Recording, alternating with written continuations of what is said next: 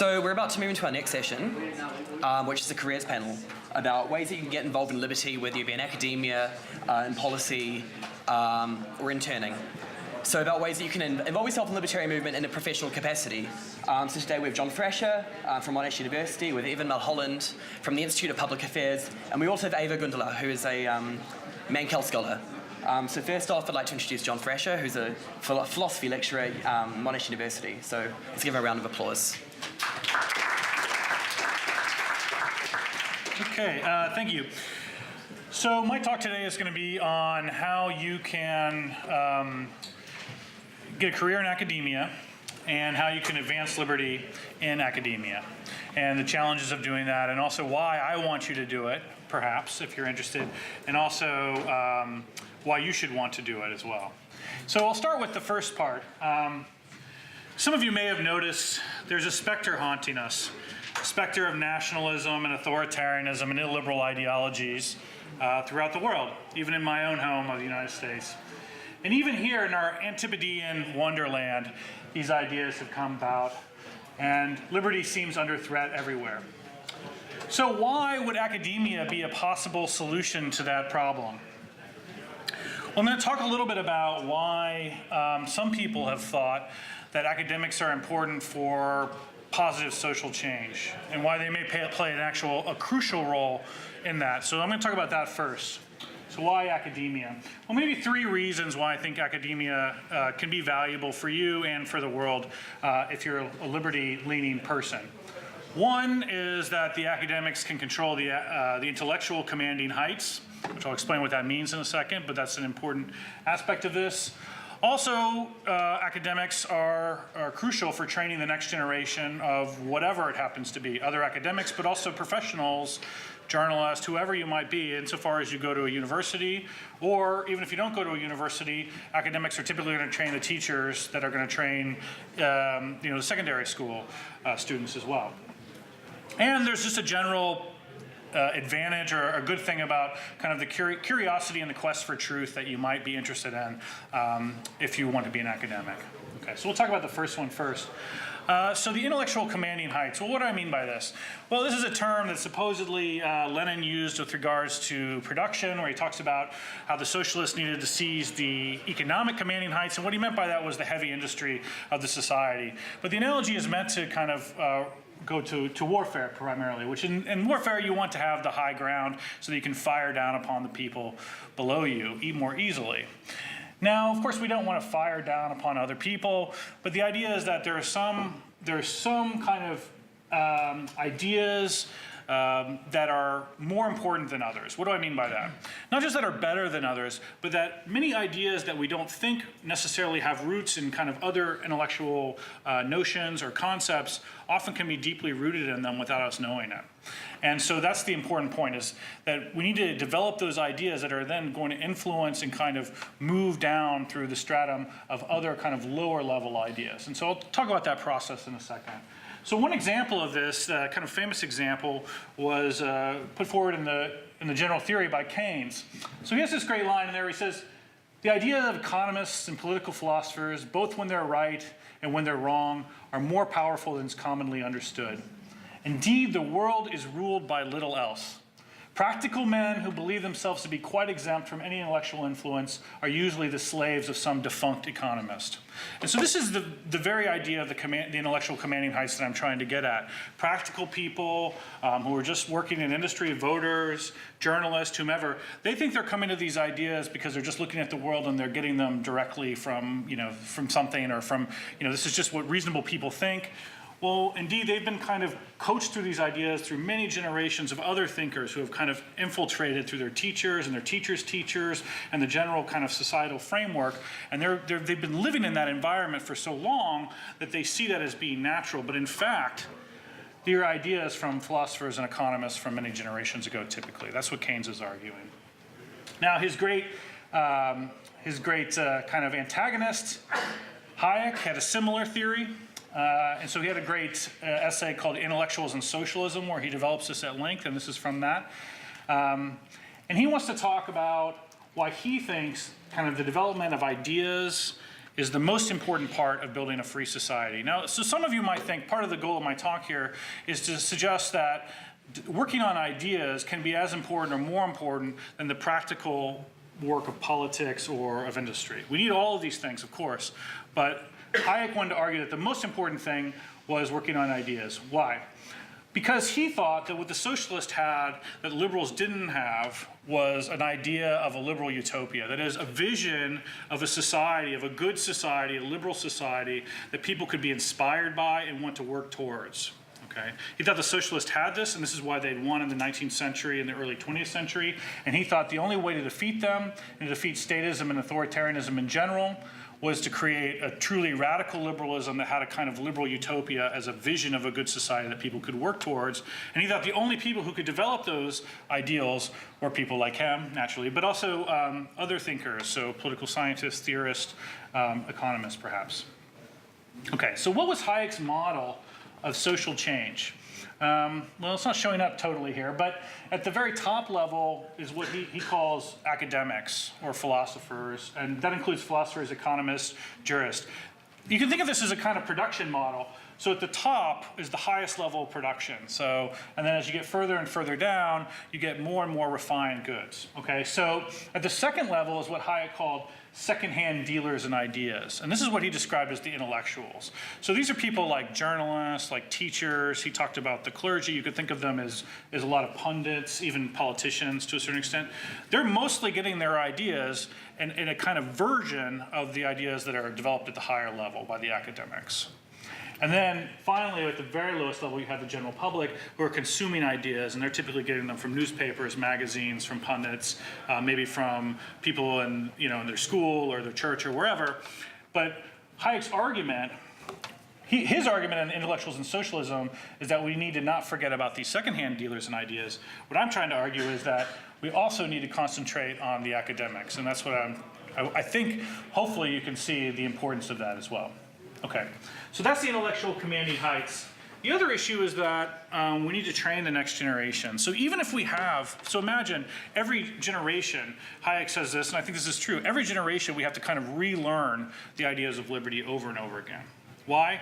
Because there's another generation that's coming about that doesn't know them yet, or that they don't know them sufficiently. So we have to kind of re-argue these cases. So Hayek, in many ways, is re-arguing the case of John Stuart Mill and Adam Smith, right? Mill is arguing the case that Smith was making the generation before, and we have people that have to do this over and over again. So even if for some reason we lived in a liberal utopia where we got things right, we would still need to be training the next generation to understand these ideas and to be able to articulate them. So that's a very important role that teachers in general have to play, but especially academics at the highest level, because they're the ones who are going to train the teachers, train the journalists, et cetera. Okay, so that's another reason why being an academic can be important. Another reason, the third reason, is a kind of intrinsic reason, which is just that some of you who may be interested, let me just take a poll. Is anyone interested in becoming an academic, or am I just talking to myself here? Okay, a couple people. Okay, so if you are interested in becoming an academic, then you probably have some you find some intrinsic value for searching for wisdom or truth or knowledge or whatever it may be. And there's great joy in that, and it's a very enjoyable process. So there's kind of an intrinsic benefit. Even if you didn't succeed in all the other things that you were trying to do, there would be value in that as well. So the quest for truth is important.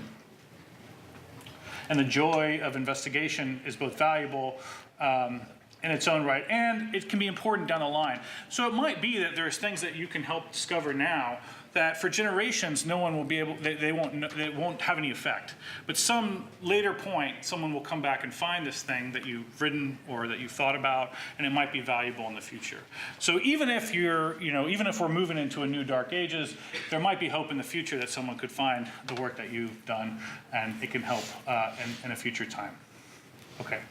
So let's imagine that you want to become an academic. Well, how do you go about doing that? Well, it's a pretty straightforward process in Australia.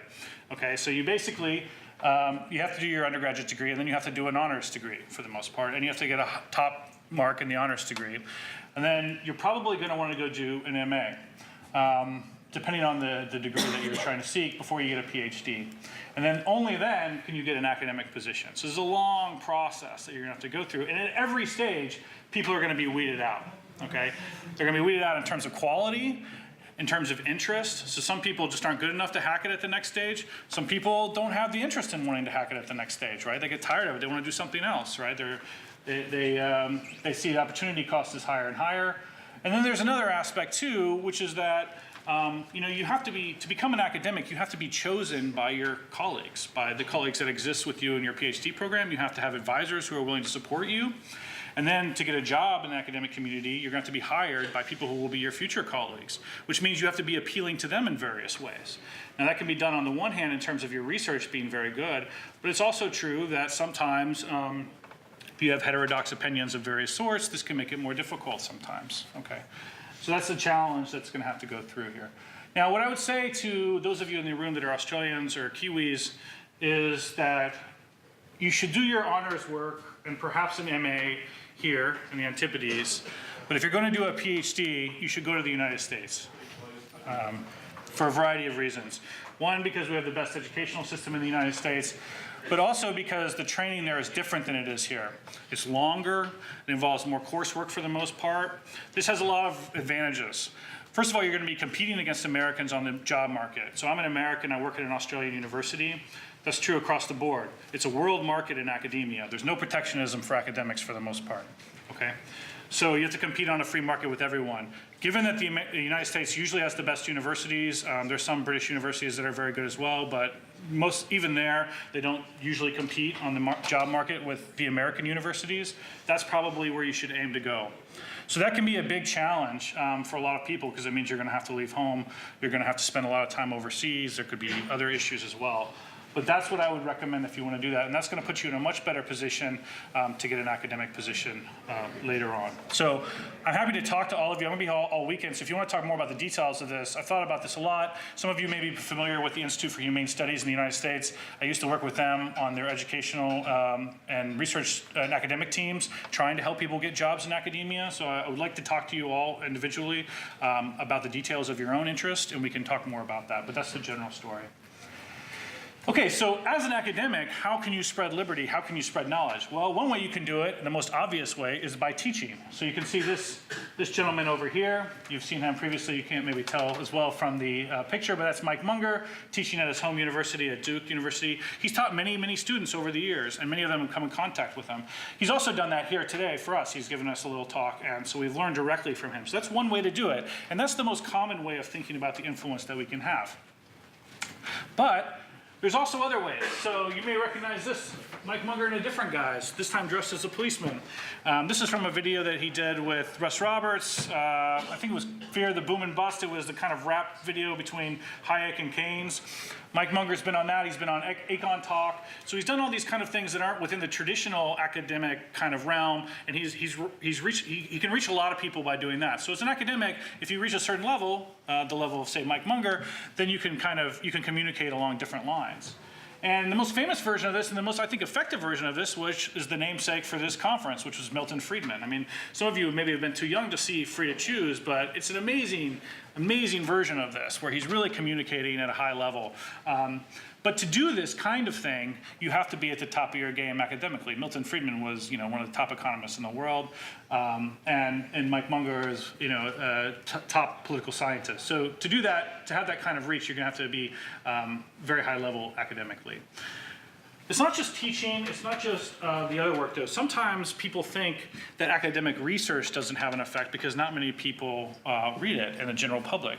That might be true, but when you think about how many people could potentially read your work over many, many years, right?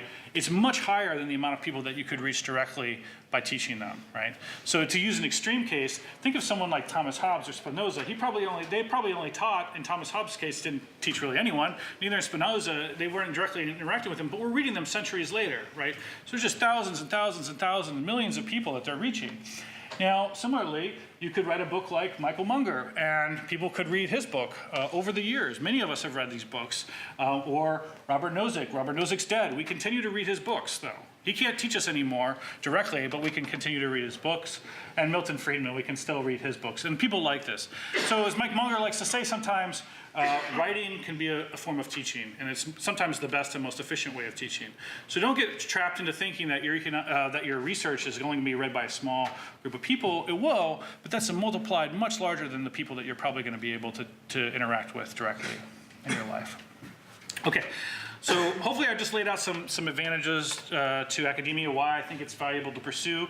There are some, I'll just leave with this, there are some costs to doing this. So someone before the panel said, well, you have to spend a decade in the university, that kind of thing, before you can become an academic. That's true, you do have to do that. But if you enjoy the work that you're doing, it's not all cost. And then once you're able to pursue the kind of research and teaching that you want to do, it's very pleasurable on a day-to-day basis. You get to work on things that you find important and valuable if you're doing it right, and that's a good value. It's hard to think of a better job in that respect. And I'll just end here with Hayek. At the very end of that essay on the intellectuals and socialism, he says this, and this is his kind of send-off to say what we need to do as liberals to kind of make the world a better place. He can say, we can make the philosophic foundations of a free society once more a living intellectual issue, and its implementation a task which challenges the ingenuity and imagination of our liveliest minds.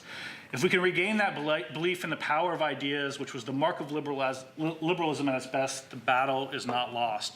And the key point here is the very end part, where Hayek says, we can regain the belief in the power of ideas, which was the mark of liberalism. Liberalism is fundamentally about the power of ideas and the power of reason and the power of communication and free thought to get better rather than worse ideas and to lead to progress. Okay? So if you're concerned about that, and if you think that's a valuable project, hopefully you will join us in academia. So thanks.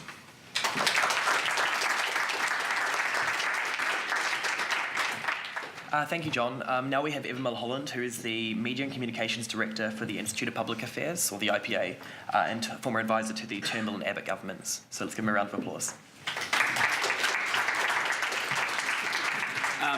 Thanks, everyone. Unfortunately, I don't have a PowerPoint, but thanks for having me speak at this careers panel, and hopefully I want to sort of divide it into three parts. How I got to where I am at the moment, what I actually do, and how you can get involved as well. So I started sort of getting involved in the political sphere at university, much like everyone else does. I joined the Liberal Club at university, which is the thing you do when you're of the centre right and that way of thinking. So I got involved in a lot in the Liberal Party. And don't know what your views on the Liberal Party. People have different views on the Liberal Party, but I got involved in the Liberal Party, student politics, and the Liberal Club at La Trobe University. Now, if you've heard of La Trobe University in Bundoora, it's commonly and historically known as La Trot, because it is one of the most left-wing universities in Australia, if not the most left-wing universities in Australia. So I went through a lot of arguing with lecturers and tutors and classmates and whatnot. You would have seen historically there's been lots and lots of protests by the socialists. I ended up becoming president of the La Trobe University Liberal Club, and only through setting up a stall will have tables flipped over by socialists just because you are of the centre right. What got me thinking more about liberty and libertarianism and classical liberalism and its ideas was upon the invitation of Tim Andrews, I hosted Tom Palmer to La Trobe University. Tom Palmer's a libertarian author, a very good one at that. He works at Cato, and he gave a lecture on the morality of capitalism. And I invited all sort of a lot of my left-wing classmates and lecturers and whatnot, and he gave a talk on the morality of capitalism. I recommend you read his book as well on that. But it shows in terms of the university system how biased it is, and the need to push back against that. I ended up becoming president of the Australian Liberal Students Federation, which is the peak body for all sort of liberal clubs in Australia, and got thinking about activism, how to push back against the left. We did a lot of campaigns on the Student Services Amenities Fee, which is a student tax. We, of course, support voluntary student unionism. Also started a campaign on removing parallel import restrictions on books, which is a very dear issue to my heart. We have basically a tariff which allows multinationals to gouge our market, and it makes textbooks much more expensive in Australia to protect the publishing industry at the expense of consumers. So it's taking a centre-right argument and expressing that to students, and we actually had some success. It's now government policy to remove that. I ended up obviously finishing university, and I ended up working in government. So I worked in opposition and government for Mitch Fifield, who's now the communications minister, and worked in opposition and campaigned to get us into government, and then worked as a policy and media advisor in both the Abbott and Turnbull governments. I found that it's not only the left at university you have to fight against, it's the left in the public service. So I would get a lot of briefs coming up from the department, whether it would have been aged care and social services to communications, where they'd put up a brief to you, and it would have, we want to spend millions of dollars on this new program. And they'd give us like 3 options. They'd be like, this is the best thing that we want, this is a moderate version of what we want, and this is like the bare minimum. And one of the things we did with my influence is that we added a new item at the end. What would be the outcome if we did nothing? And often we would tick the last box that they added in to do absolutely nothing, because every day they're putting up new spending items to ministers, and often ministers will just, like, literally, this is what happened under the Labor government, would literally just tick off every policy, put out a media release, and we'd have more and more government. And so hopefully, in a way, I helped contribute to the pushback against that. The government can often be a depressing place. You're putting, I worked a bit as a Senate advisor, and you're putting through bills like direct actions and direct action and the e-safety commissioner and all sorts of other bills that infringe upon our liberties and our beliefs. But I also worked as a media advisor, and I found the left again entrenched in a thing called the Canberra Press Gallery. Now, the Canberra Press Gallery is a weird beast. So you've got a small minority make up the majority of audience. So you've got your Herald Suns, your Daily Telegraph, your Australian, and 7 News and 9 News, which have the most audience base. But then you've got all these microcosms that create a groupthink in the Canberra Press Gallery. So you've got Guardian, BuzzFeed, The Age, Sydney Morning Herald, Financial Review, Huffington Post. You've got all these left-wing media outlets, and it creates a groupthink in the press gallery, which I think is a bit of a disease.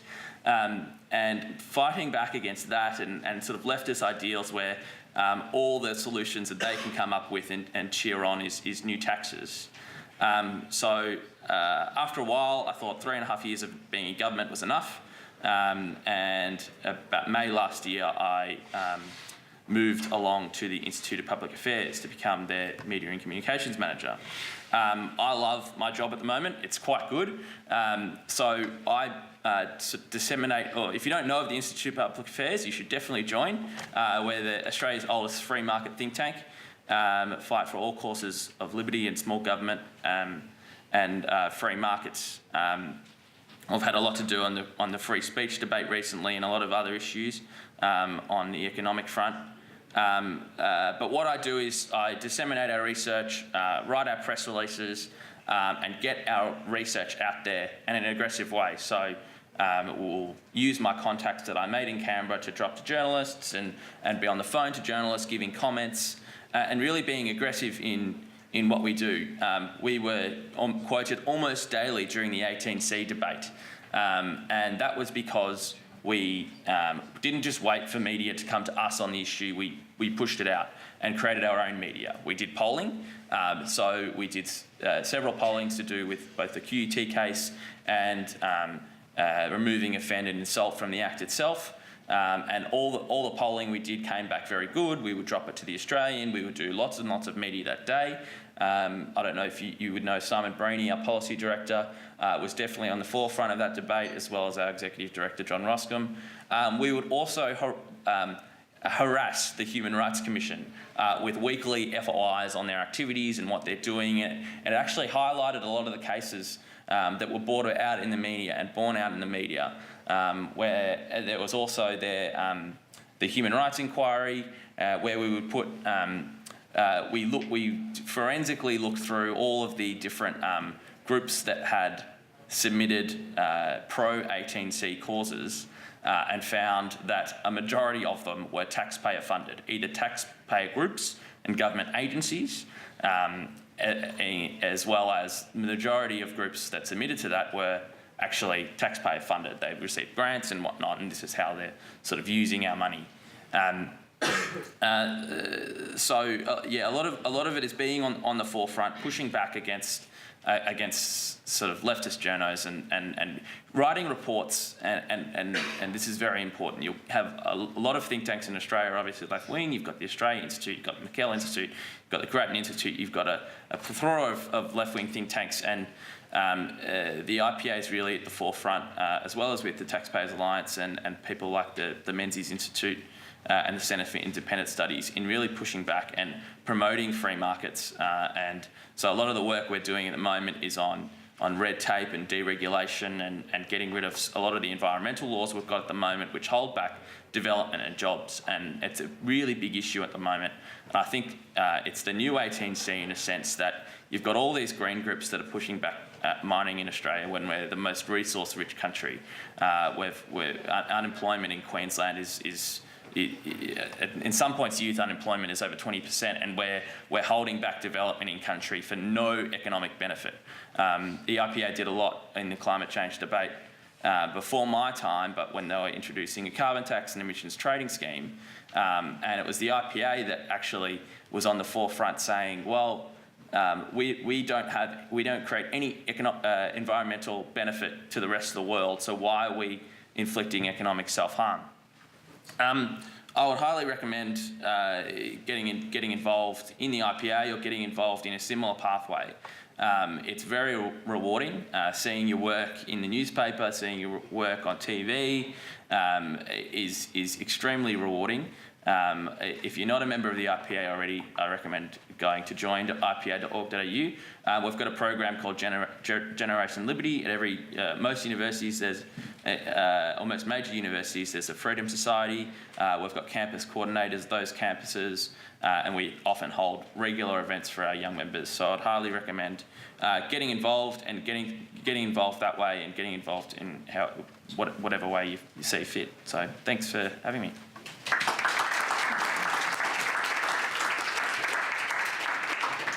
Thanks, Evan. So now I'm going to pass on to Ava.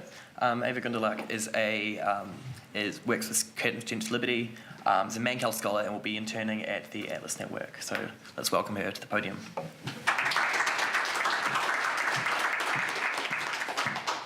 Thank you. I will be brief. I don't want to hold you from lunch. That's about to start very soon. I am a recent graduate of Curtin University in WA. I got involved with the libertarian movement about 2 years ago, just by being fed up with some of the utter rubbish that's taught at university, especially in the economics department and other business departments. I was lucky enough to be awarded a Mankell scholarship to attend the Friedman conference last year, and very happy to be back. For those of you who don't know, Mankell is a non-for-profit organisation based in Perth. It's founded by Ron Manners, who's sitting to our right. We award scholarships and stipends for students to event conferences around the world, and also perform internships at some of the leading free market think tanks around the world and in Australia. We have interns at the IPA, for example, twice a year. So after attending Friedman last year, I was awarded an internship at the Atlas Network. The Atlas Network is one of the sponsors of this event. They're based in Washington, D.C., so I was there for 3 months over the winter period. It was a great experience. I got to meet so many in the liberty movement. Obviously, the liberty movement in the US is quite a bit bigger than it is here in Australia.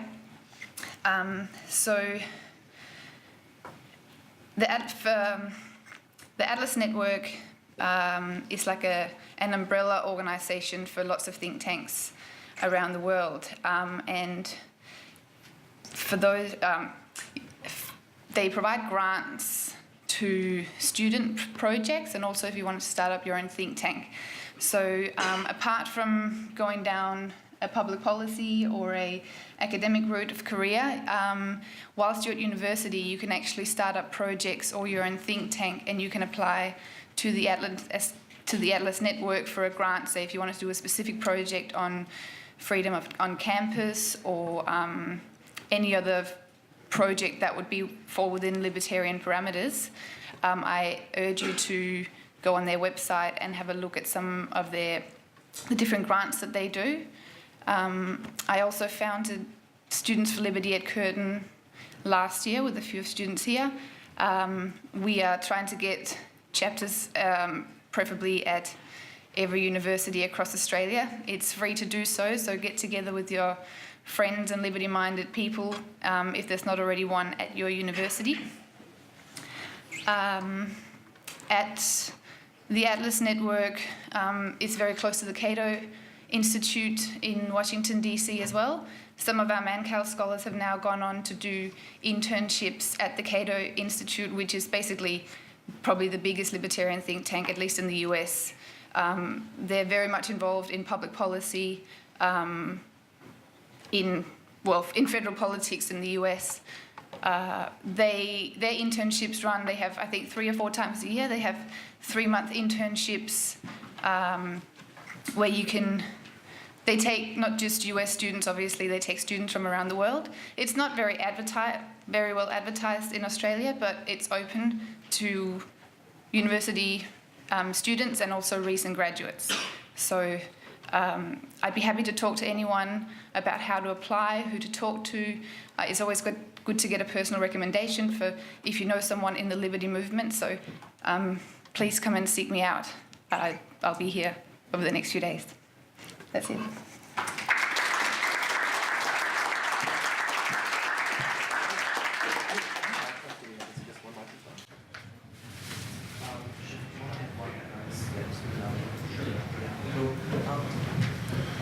So we're just about to run to lunch, so I'll just take 2 quick questions. I think we've only got one.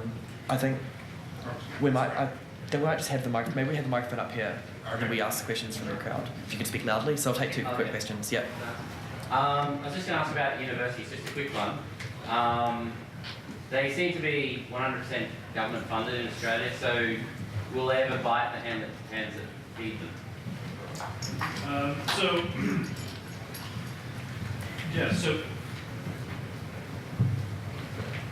let you run. But so in Australia they are 100% government funded, which is a fact about the Australian Academy, which is very different than it is in the United States. So that creates interesting challenges on its own. And it also creates some interesting different administrative issues that we can talk about. But one of the advantages of doing the types of things that I do, so I'm a philosopher, and if you're an economist, it's a similar kind of thing. You're so far up the supply chain or the production chain in terms of ideas that it's very hard to know exactly how close my ideas relate to individual policies, for instance, right? So any particular government, I'm probably going to be opposed to all of them on some level, but at such an abstract level that I suspect that most people would not be that worried about it. I mean, one of the good things that's come out of our kind of proto-liberalism and liberalism in the kind of, at least English-speaking and European universities, is that we've in some ways insulated academic pursuit from direct political influence. So I don't think that's a real concern. I mean, you might think later down the line how the funding model works for the Australian Academy does create its own perversities that I think are problematic, but they're usually much further down the line than at the actual level of research, I think. So now in terms of getting research grants, which you're required to do at Australian universities, that is a more difficult challenge sometimes. So that's something to consider. But there's often opportunities for people who are liberty-minded to get external funding from other organizations that aren't the Australian Research Council, for instance, and that can be a big advantage to you as a researcher. So is there any more questions from the floor? Woman in the back, last one. It's for John. Yep. John, what do you think of British universities for PhDs? I'll just repeat that, just in case it wasn't heard. So the question was, what would you think about British universities for PhDs? Okay, first of all, I didn't mean to slag off Australian universities and their PhD programs. Some of them are very good, similarly in Britain. But I'll tell you right now, so in the United States, in the philosophy job market, and it's different in economics and various other markets, but it's not too different, is that you can get an excellent education at, say, Oxford in philosophy, right? But trying to get a job in the United States, which is the biggest job market for academia, is very difficult, much more difficult if you went to Oxford than if you went to, say, University of Arizona, which is where I went. And the reason is because the way they do their training is very different. And so the signal that it sends getting a DPhil from Oxford is slightly different than the signal that you send from an American university. They know what they're getting at a much higher degree in the US. There's a lot more variance from Britain. So what I would say is you can get an excellent education there, great academics there. Our universities are excellent, not just at Oxford, but it's just a little bit more difficult, I think. So if you wanted to play it safe, I would try to find an excellent American university to go to. So. Perfect. Thank you guys all for listening, coming. Thank you, the panelists. That's